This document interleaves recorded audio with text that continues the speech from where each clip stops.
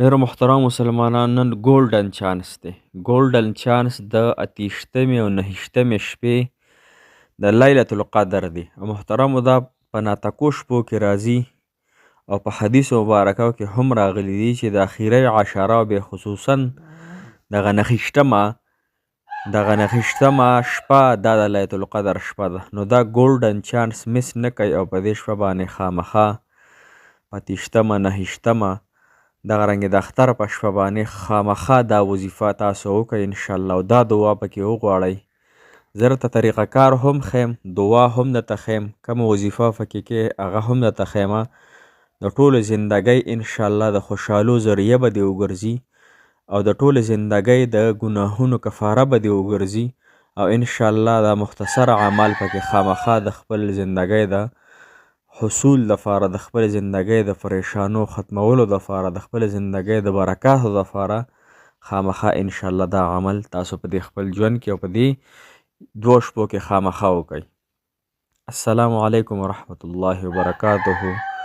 ډېر محترم او قابل قدر مسلمانان ورونو خویندو، هغه مسافرو چې بهر ژوند کوي، الله تعالی مو خوشحاله او آباد تر و تازه کامیاب او کامران لره.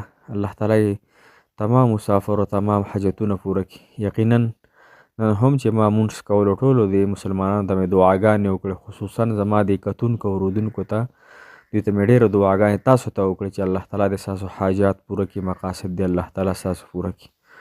محترمو نن چې زمونږ کوم ټافک دی هغه د لیلة القدر دی چې لیلة القدر دا یوه شپه ده محترمو او د دې عبادت هم یو عظیم الشان عبادت دی او په دې شپه چې څوک عبادت وکړي الله تعالی ته انسان ته 1000 شهر د زرو میاشتو ثواب ورته ورکوي. نو دې به تاسو ته څنګه پته لګي چې نن لیلة القدر شپه ده او که نه ده. یو څو علامې راته ښیم ښه. کله چې دا علامې په دې شپه کې مو وي نو بس تاسو پوه شئ چې نن لیلة القدر شپه ده. لومبنی دا علما ذکر کوي که نه کویان به خواږه شي، د اوبه نه دا به خوږې شي، یا سمندر اوبه به الله تعالی خوږې کړي په دغه شپه باندې ښه. ډېرو علماو په دې باندې تجربې کړي. بل دویم علامه یې دا د محترم مسلمانانو چې دا شپه به روحانه وي. دې شپه کې به نه سیلۍ وي، نه طوفان وي، نه پکې وریځې وي، هېڅ قسم څه دغه پکې نه وي، بلکې دا شپه به نه ډېره ګرمه وي، دا شپه به نه ډېره یخه وي، درمیانه شپه وي، مزیداره ښکلې. او بل دا چې دا ستوري به پکې ډېره زیات فړقېدونکي وي، دا ستوري به پکې ډېره زیات فړقېږي او په دې شپه باندې به ستا د زړه ته سکون میلاویږي، خوشحالي به وي. خو دا به هله کېږي کله چې ته عبادت کې محترم مسلمانانو. بله علامه پکې دا ده چې کله په دا یعنی بېګاله اوس شب قدر دی که نه، لیلة القدر شپه ده، سحر چې کله نور راخیږي که نه نو دا نور به داسې وي لکه د 14مې سپوږمۍ شان. مثال فتور د نور کې چې کوم شعاګانې که نه هغه شعاګانې به پکې نه وي. دا نور به ښکلې درمیانه والا یعنی د لیلة القدر یعنی د 14مې سپوږمۍ په شانتي به دا راخیږي. یعنی ډېر به زیاته شعاګانې نه دي اسمان کې چې داسې تلې راغلي هغه داسې کرښې شانې سرې سرې او دغه داسې دغه څیزونه به دغه نه وي. نو چې کله دغه شپه تاسو بیا مونځ محترم مسلمانانو دې کې به دغه شپه باندې به تاسو کم اعمال کوئ او کومه دعا به غواړئ نو هغه زه تاسو ته ښیم.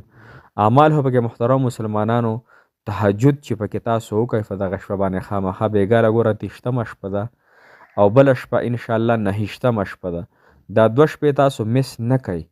دا ګولډن چانس تاسو مس نه کوئ. ګوره دا ګورئ تاسو به ډېر په تاوان کې پاتې شئ، په خساره کې به تاسو ډېر پاتې شئ که چېرې دا مس کو. لہذا دا انشاءالله تاسو مس نه کوئ. زه راته بهترین کلمات ښیمه، بهترینه دعا راته ښیمه چې کومه دعا پکې غواړئ. محترم مسلمانانو علامې خو مې راته وښودي، خو په دغه شپه باندې که تاسو تلاوت نه شئ کولی صرف یو 4-5 پیرې 7 پیرې 10 پیرې سورت اخلاص قل هو الله احد سورت ووایئ صحیح شوه.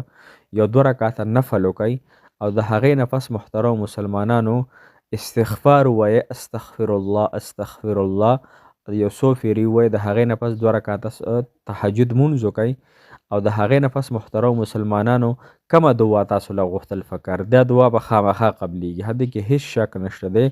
جناب محمد رسول الله صلی الله علیه وسلم نه حضرت عایشه رضی الله تعالی عنها تپوس وکړ یا رسول الله صلی الله علیه وسلم زه که دا شپه ما بیا مونتله یعنی دا شپه ما ته الله تعالی راکړه ما پکې عبارت هم وکړو نو په دغه شپه زه کومه دعا وغواړم ځان دپاره. ګوره هر سړی په اړه ارمان لري چې زه کومه دعا وغواړم.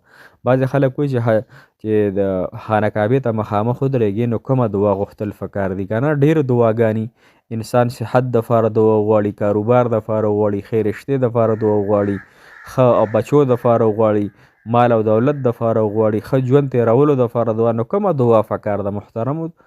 نو ګوره دا دعا حضرت نبی پاک صلی الله علیه وسلم حضرت عایشه رضی الله تعالی عنها ته ښودلی چې کله دا شپه ته بیا مونځې که نه یا تا خانه کعبې ته مخ کړی دی او دغه وخت کې هم دعا قبلیږي نو ستا دپاره بهترینه دعا کومه ده؟ دا دعا یې ورته ذکر کړې ده، اللهم انک عفو کریم تحب العفو فاعف عني یا کریم. یا کریم کو پکې بیا کو نه، اللهم انک عفو تحب العفو فاعف عني. یا الله پاکه ته یو غفور الرحیم ذات یې، ته ډېره زیات مهربانه ذات یې، د انسانانو ګناهونه معاف کې مفهوم ویمه.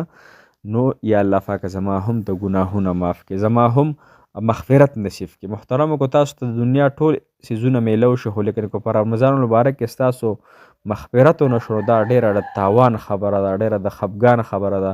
تا ته د خپل محبت هم میلو شي، تا ته د مال او دولت هم میلو شي، تا ته د هر څه میلو شي، لیکن ستا مغفرت په دې شپه باندې ونه شو نو محترمو دا ډېره د نقصان او ډېره د تاوان خبره ده. لہذا په دې شپه باندې دا دوه دعاګانې وغواړئ، یوه دا چې الله زما مغفرت نصیب کړي، بله دا الله تعالی ما ته د دنیا او د آخرت خیرونه راکړي او الله ما د دنیا او د آخرت د مصیبتونو تکلیفونو شرونو او د خپل قهر او عذاب نه وساتلی کړي. بس دا دعاګانې الله تعالی نه وغواړئ او دا دوه به الله تعالی ضرور قبلوي هستاسو، ځکه چې الله تعالی فرمایي چې کوم انسان ما نه غواړي زه ورته ډېره ورکړه کوم، کوم انسان نه غواړي الله تعالی خفه کېږي. نو لہذا حدیث مبارک کې راځي چې تاسو د سپلی نه یا چپړه یا سینډل فیزار دې تسمه وشلیږي، دا پړی شان وشلیږي، دا هم الله تعالی نه غواړئ. لہذا موږ به د الله تعالی نه غواړو او دا دوه څیزونه چې چاته ورکړی شو د دنیا او د آخرت خیرونه ورکړی شو، د عافیت د دنیا او آخرت عافیت کو عافیت تا ته میلو شو که نه، تا ته بیوي هم میلاویږي، تا ته به کاروبار هم میلاویږي، تا ته به صحت هم میلاویږي، تا ته به روزګار هم میلاویږي، تا ته به خپل مخابات هم میلاویږي. که تا ته عافیت د الله تعالی د سیډه میلاو نه شو نو تا ته بیا مسلمانانو وروڼو او خویندو هېڅ تا ته میلاو نه شو. لہذا نور څیزونه مه غواړئ، د الله تعالی نه بخښنه غواړئ او د الله تعالی نه عافیت غواړئ. الله دنیا او آخرت عافیت راکړي، عافیت دا خوشحالي راکړي او دنیا او آخرت خوشحالي راکړي او دنیا او د آخرت د عذابونو تکلیفونو نه مې وساتئ. سره د ټولو مؤمنانو مسلمانانو انشاءالله دا مې د زړه د راز خبرې وکړې او الله تعالی دې قبول کړي، الله تعالی دې تاسو له هم ډېرې خوشحالۍ درکړي، الله تعالی دې تاسو د عبادتونه د روژې د تراویح د نوافل د تهجد الله تعالی په خپل دربار کې قبول او مقبول وګرځولی کړي. الله تعالی دا زما او ستاسو دپاره د آخرت غټه ذریعه وګرځولی کړي او الله تعالی دې موږ نه د عبادتونه قبول کړي دا ټوټه پوټه. جزاک الله خیره، احسن الجزا فی الدنیا والآخره.